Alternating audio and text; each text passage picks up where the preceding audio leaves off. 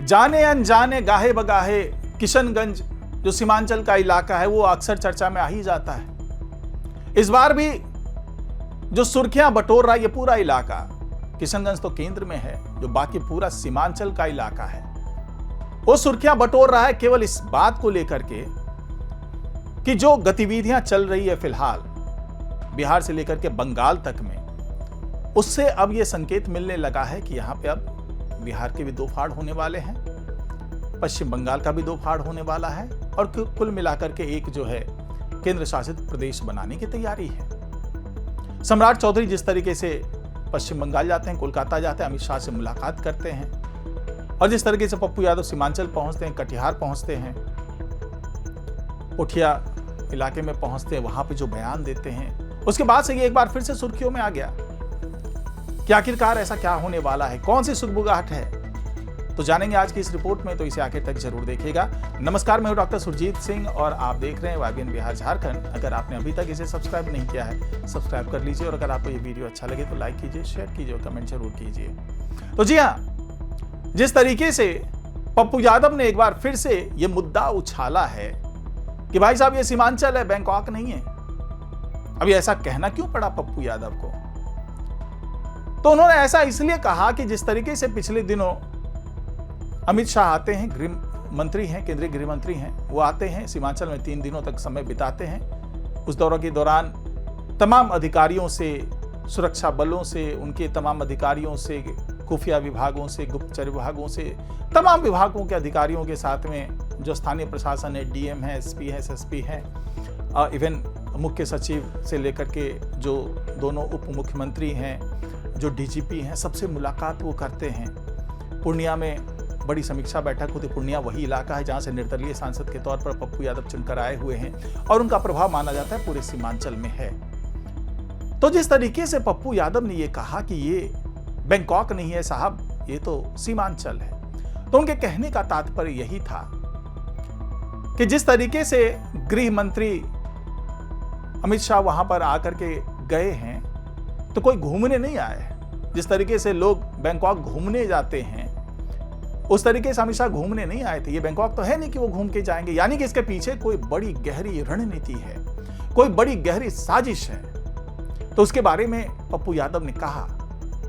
कि मैं किसी भी ऐसी साजिश को सफल नहीं होने दूंगा। जब तक पप्पू यादव यहां पर है, बिहार का विभाजन नहीं होगा,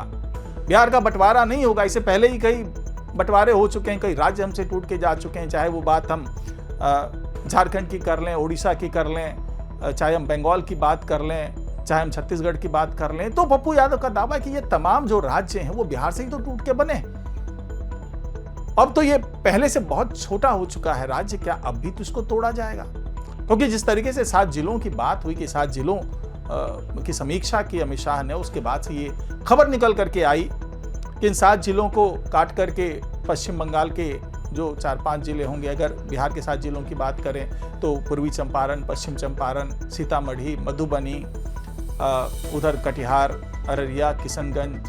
पूर्णिया, सुपौल, ये सब जो जिले हैं वो उसमें शामिल किए जाएंगे केंद्र शासित प्रदेश में। और अगर उधर से बात कर लें तो चाहे जलपाईगुड़ी की बात कर लें, चाहे और भी जो 4-5 जिले हैं, जो दार्जिलिंग से लेकर के आसपास के जो तमाम जिले हैं, करीब 5 जिलों की बात हो रही है पश्चिम बंगाल के, पश्चिम बंगाल से जो संबंधित सारे 5 जिले हैं, तो उनको इसमें शामिल करने की बात चल रही है। तो क्या ये ऐसा कुछ होने वाला है? क्योंकि पप्पू यादव तो बार बार ये कह रहे हैं कि ऐसी साजिश चल रही है और इस साजिश के पीछे का जो तर्क है, जो राजनीतिक गलियारे में चीजें चल रही, क्योंकि अभी एक दिन पहले ही सम्राट चौधरी जो कि डिप्टी सीएम हैं और जिनके बारे में कहा जा रहा है कि वो सीएम बनने वाले हैं, यानी कि सीएम इन वेटिंग हैं, वो कोलकाता जाते हैं और जाकर के अमित शाह से मुलाकात करते हैं। सब लोग ये मानकर बैठे हुए थे कि अमित शाह से मुलाकात करने के पीछे की वजह यह है कि बिहार की राजनीति किस तरीके से बदलेगी, या फिर हो सकता है कि सम्राट चौधरी अपनी दावेदारी मजबूत कर रहे हों, या फिर सम्राट चौधरी को ये संकेत मिल गए हों कि अगले मुख्यमंत्री आप ही बनेंगे। तो हो सकता है कुछ मार्गदर्शन लेने के लिए, कुछ सलाह मशविरा करने के लिए वो कोलकाता गए हों। लेकिन यहां पर अब दूसरी बात निकल करके सामने आ रही है जो चर्चा के केंद्र में है, वो ये है कि शायद इस केंद्र शासित प्रदेश को बनाने के लिए किस किस तरीके से आगे काम हो, क्योंकि जिन दिनों अमित शाह यहाँ पर आए हुए थे, सीमांचल के इलाके का दौरा कर रहे थे, उन दिनों सम्राट चौधरी भी कई बार उनसे मिले थे, उनके साथ मुलाकात हुई, तो उन्होंने भी दौरा किया था। तो कई चीज़ों को वो मानकर चल रहे थे कि हाँ, इस तरीके से व्यवस्था होनी चाहिए। और उसके बाद पश्चिम बंगाल में जिस तरीके से बैठे हुए हैं अमित शाह, तो हो सकता है कि वहाँ पे भी जो बड़े बीजेपी के अधिकारी हैं, पदाधिकारी हैं, और जो स्थानीय प्रशासन के पदाधिकारी हैं, जो कि केंद्रीय एजेंसी के पदाधिकारी होंगे, क्योंकि राज्य के पदाधिकारी सीधे सीधे रिपोर्ट करेंगे नहीं, तो केंद्रीय एजेंसी के जो भी पदाधिकारी होंगे वहाँ पर उनके साथ मुलाकात हुई होगी और इस फॉर्मूले पर चर्चा हुई होगी। और उसमें सम्राट चौधरी को भी जानबूझकर बुलाया गया ताकि उनको भी अपडेट किया जा सके। और ये भी कहा जा रहा है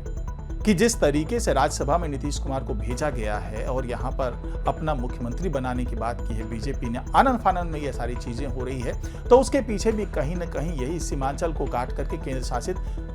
जो प्रदेश बनाने की बात है, उसकी जड़ में यही है, ताकि